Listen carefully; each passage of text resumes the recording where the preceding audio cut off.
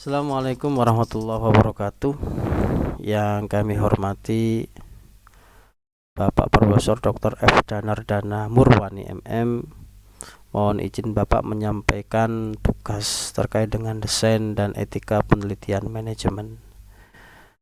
Yang pertama terkait dengan pernyataan tentang 3 hukum tahap Aguskom, yakni tahap teologis, tahap metafisik dan tahap positif, yang kemudian dikenal dengan pemikirannya positivisme. Jadi paradigma positivisme pada dasarnya menganggap bahwa kebenaran hanya diperoleh berdasarkan fakta empiris atau fakta indrawi saja. Dengan kata lain, bahwa kebenaran hanya diperoleh dari satu faktor saja, atau kebenaran bersifat tunggal, atau istilah menurut Comte dikenal dengan istilah single truth. Sebenarnya dalam landasan ontologi positivisme ini berhubungan dengan realita empirik, yakni wilayah yang teramati, atau dengan kata lain menjadikan ilmu sebagai satu-satunya pengetahuan yang valid dan fakta-fakta yang mungkin dapat menjadi objek pengetahuan. Maka dengan demikian bisa kita simpulkan bahwa positivisme ini menolak keberadaan segala kekuatan atau subjek di luar fakta. Kemudian positivisme dalam psikologi ini juga sangat nampak diaplikasikan dalam aliran-aliran behavior, yang diantaranya adalah tokoh-tokohnya ada Pavlov, ada Skinner dan lain sebagainya. Mereka ini berpendapat bahwa manusia dalam kehidupannya akan berkembang sesuai dengan stimulus yang diterima dari lingkungannya. Sehingga jika sebelum awal-awal kemunculan perhatian psikologi pada proses mental yang terjadi pada jiwa manusia, maka kemudian pandangan tersebut tidak lagi begitu mendominasi. Terkait dengan prinsip-prinsip behavior yang dihasilkan melalui penelitian yang melibatkan animal atau non-human,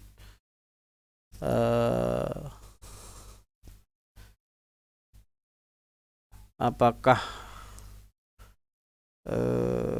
tidak terjadi kontroversi atau bahkan blunder urutan di urutan desain analisisnya. Tentunya eksperimen behavior psikologi yang melibatkan hewan atau eksperimen hewan ini sebenarnya secara umum adalah RCT. Secara umum adalah RCT, sehingga dia harus ditempatkan pada dasar piramid dengan tingkat kesahihan bukti paling rendah.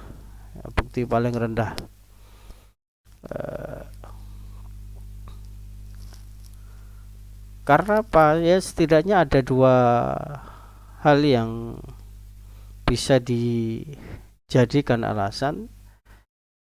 Yang pertama terkait dengan generalisasi perilaku hewan terhadap manusia. Ini merupakan upaya regresif atau gerak ke belakang. Berbeda dengan prinsip dasar positivisme yang cenderung metafisis. Dalam pandangan Comte, metafisika ini merupakan pseudoscience atau dapat dikatakan nyaris bukan sains, sehingga wajar jika letaknya ada di bawah opini pada piramida general hierarchy of evidence based of research design. Kemudian sebab yang kedua, ini eksperimen yang melibatkan hewan tentu memiliki validitas internal yang rendah dan bias yang sangat tinggi. Padahal ini menjadi prinsip dalam sains positif. Mungkin itu yang menjadi jawaban yang pertama terkait dengan urutan tertinggi bagi eksperimental desain yang mengkaji tentang psikologi.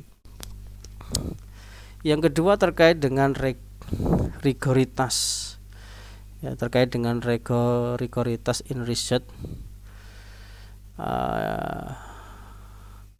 Tentunya rigoritas ini diterapkan dalam memastikan desain eksperimental, metodologi, analisis, interpretasi, dan pelaporan hasil yang kuat dan tidak bias.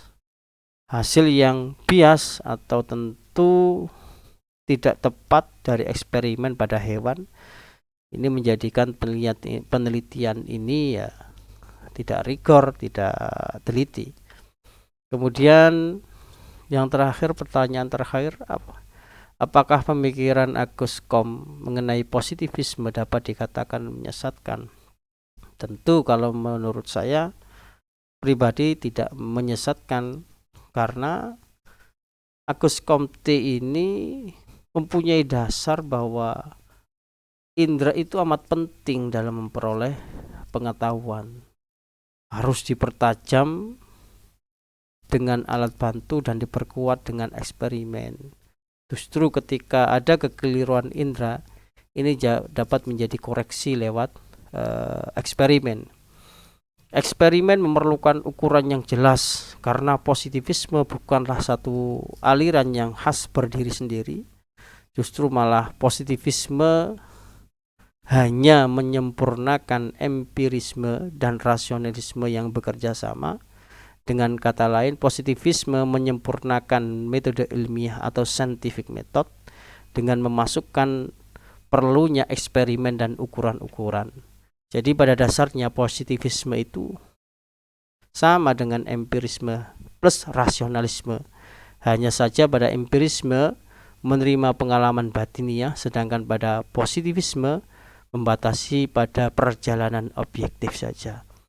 Mungkin itu yang bisa kami sampaikan, Prof. Mohon maaf bila banyak yang kurang. Akhiran, assalamualaikum warahmatullahi wabarakatuh.